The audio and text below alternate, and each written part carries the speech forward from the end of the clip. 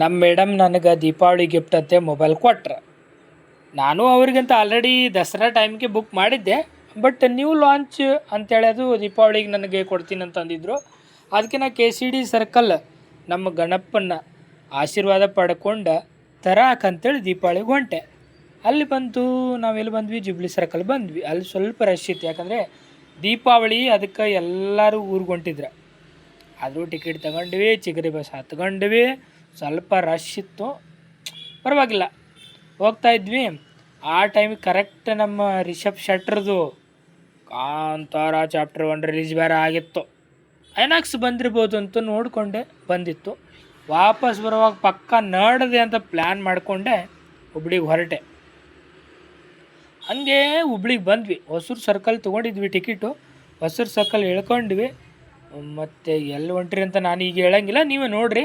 Hosur circle ಇಳ್ಕೊಂಡು ನನ್ನ ಮಗಳು ಬೇರೆ ಹುಬ್ಳಿ ಹುಬ್ಳಿ ಹುಬ್ಳಿ ಹುಬ್ಳಿ ಎಲ್ಲಿ ಪಪ್ಪ ಏನು ಪಪ್ಪ, ಹಾಯ್ ಹಲೋ ಬಾಯ್ ಬಾಯ್, ಇದೇ ಸ್ಟಾರ್ಟ್ ಇತ್ತು. ಹಂಗೆ ನೋಡಿಕೊಂಡು, ಆ್ಯಕ್ಚುಲಿ ಏನಾಗಿದ್ದು ಗೊತ್ತಾ, ಅಲ್ಲಿಂದ ಸ್ವಲ್ಪ ವಾಕೇಬಲ್ ಡಿಸ್ಟೆನ್ಸ್ ಇರಲಿಲ್ಲ ಶೋರೂಮು. ಅದಕ್ಕೆ ಏನು ಮಾಡಿದೆ, ಆಟೋ ಬುಕ್ ಮಾಡಿದೆ. ಆಟೋ ಬುಕ್ ಮಾಡಿಕೊಂಡು ಹೊರಟಿವಿ, ಶೋರೂಮ್ ಹತ್ರ ಹೊರಟಿವಿ. ಭಾಳ ತಾಗಲಿಲ್ಲ, ಒಂದು 5-10 ನಿಮಿಷಲ್ಲಿ ಶೋರೂಮಿಗೆ ಬಂದ್ವಿ. ಶೋರೂಮ್ ಬಂದ ತಕ್ಷಣ ನನ್ನ ಹೆಂಡ್ತಿಗೆ ಮಾತ್ರ ಕ್ಯೂರಿಯಾಸಿಟಿ, ಏನು ಕೊಡ್ತಿದ್ದಾನೆ ಗಿಫ್ಟು. ಅದೇ TVS ಶೋರೂಮ್ ಗೋಕುಲ್ ರೋಡು ಬಂದ್ವಿ. ಯಾವುದು ಅಂತ ಇನ್ನೂ ನಾನು ಹೇಳಲ್ಲ. ಬಂದ್ವಿ, ಅವ್ರಿಗೆ ಹೇಳಿದ ತಕ್ಷಣ ವೇಟ್ ಮಾಡಿ, ನಿಮ್ಮ ಗಾಡಿ ರೆಡಿ ಆಗ್ತಿದೆ, ಇನ್ಸ್ಪೆಕ್ಷನ್ನು ಪ್ರೀ ಡಿಸ್ಪ್ಯಾಚ್ ಆಗ್ತಾಯಿದೆ, ವೇಟ್ ಮಾಡಿ ಅಂದರು. ವೇಟ್ ಮಾಡ್ತಾಯಿದ್ವಿ. ಹಂಗೆ ಒಂದು ರೌಂಡು ಶೋರೂಮ್ ಸುತ್ಕೊಂಡ್ವಿ.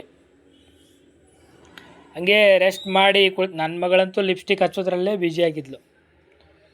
ಆಮೇಲೆ ಅಲ್ಲೇ ಸ್ವಲ್ಪ TVS ಶೋರೂಮ್ ಎಲ್ಲ ನೋಡಿರತ್ತಂತ ಹಂಗೇ ನೋಡ್ಕೊಂಡ್ವಿ. ಚೆನ್ನಾಗಿತ್ತು.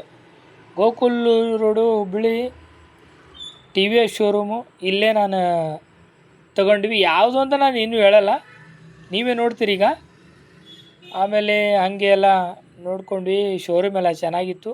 ಭಾಳ ಜನ ಬುಕ್ ಮಾಡಿದರು. ನಾನು ಸ್ವಲ್ಪ ಅರ್ಲಿ ಮಾರ್ನಿಂಗಲ್ಲೇ ಬಂದಿದ್ವಿ. ತ್ರಯೋದಶಿ ಇತ್ತಲ್ಲ, ಅವತ್ತೇ ತಗೊಂಡ್ರಾಯ್ತು ಅಂತ ಸ್ವಲ್ಪ ಬೇಗ ಬಂದು ರೆಡಿ ಮಾಡಿಕೊಂಡೆ. ಡಾಕ್ಯುಮೆಂಟ್ ಎಲ್ಲ ಪ್ರೊವೈಡ್ ಮಾಡಬೇಕಿತ್ತು. ಎಲ್ಲ ಡಾಕ್ಯುಮೆಂಟ್ ಚೆಕ್ ಮಾಡಿಕೊಂಡೆ. ಡಾಕ್ಯುಮೆಂಟ್ ಎಲ್ಲ ಚೆಕ್ ಮಾಡಿಕೊಂಡು ಪ್ರೊವೈಡ್ ಮಾಡಿದೆ. ಎಲ್ಲ ಡಾಕ್ಯುಮೆಂಟ್ಸ್ ಎಲ್ಲ ಓಕೆ ಇತ್ತು. ಕ್ಯಾಶು ಎಲ್ಲ ಕ್ಲಿಯರ್ ಆಗಿತ್ತು. ಇವರು ಪ್ರಶಾಂತ್ ಸೇಲ್ಸ್ಮ್ಯಾನ್ ಅಂತ ಚೆನ್ನಾಗಿ ಕೋಆರ್ಡಿನೇಟಿವ್ ಪರ್ಸನ್ ಇದ್ದಾರೆ. ನಾನೆಲ್ಲ ಸಿಗ್ನೇಚರ್ ಮಾಡಿಕೊಂಡು ಗಾಡಿ ಬಗ್ಗೆ ಡೀಟೇಲ್ ಎಲ್ಲ ತಗೊಂಡ್ವಿ. ತಗೊಂಡ ತಕ್ಷಣ ಆ್ಯಕ್ಚುಲಿ ಏನಾಯಿತು, ನಮ್ಮ ಮೇಡಮ್ಗೆ ಫುಲ್ ಖುಷಿ ನೋಡಿ. ಅವಳಿಗೋಸ್ಕರ ತಗೊಂಡೆ ಗಾಡಿ. ಆ್ಯಕ್ಚುಲಿ ಅವಳು ಕನಸಾಗಿತ್ತು. ಭಾಳ ಮೋಟಿವೇಟಿವ್ ಪರ್ಸನ್ ಇದ್ಲು. ಹಂಗೆ ಗಾಡಿ ಬಗ್ಗೆ ಡೀಟೇಲ್ ನಮ್ಮ ಪ್ರಶಾಂತ್ ಸರ್ ಕೊಡ್ತಾ ಹೋದರು. ಹಂಗೆ ಗಾಡಿ ಚೆನ್ನಾಗಿತ್ತಲ್ಲ, ನ್ಯೂ ಲಾಂಚ್ ಬೇರೆ ಇತ್ತು. ಎಲ್ಲರೂ ಬಂದುಬಿಟ್ರು ಹಂಗಿಲ್ಲ ಏನು ಎಂತ ಅಂತ ಕೇಳಲಿಕ್ಕೆ. ಅವರು ಸ್ವಲ್ಪ ಎಲ್ಲ ಡೀಟೇಲಾಗಿ ಗಾಡಿ ಬಗ್ಗೆ ನನಗೆ ಹೇಳಿಕೊಟ್ರು. ಎಷ್ಟು ಕಿಲೋಮೀಟ್ರ್ ರೇಂಜ್ ಕೊಡುತ್ತೆ, ಎಷ್ಟು ಚಾರ್ಜ್ ಮಾಡಬೇಕು ಅಂತೂ ಲಾಸ್ಟಲ್ಲಿ ನಮ್ಮ ಗಾಡಿ ಕೈ ಕೊಟ್ಟರು. ಹಾಗೆ ಒಂದು ರೌಂಡ್ ನೋಡೋಣ ಅಂತ ನನ್ನ ಮಗಳನ್ನ ಕುಂಡ್ರಿಸ್ಕೊಂಡು ಹಾಗೆ ಸ್ಲೋ ಆಗಿ, ನಾನು ಫಸ್ಟ್ ಟೈಮ್ ಅಲ್ಲ ಎಲೆಕ್ಟ್ರಿಕ್ ಬೈಕು, ಸ್ಲೋ ಆಗಿ ಮೂವ್ ಮಾಡ್ಕೊಂಬಂದೆ.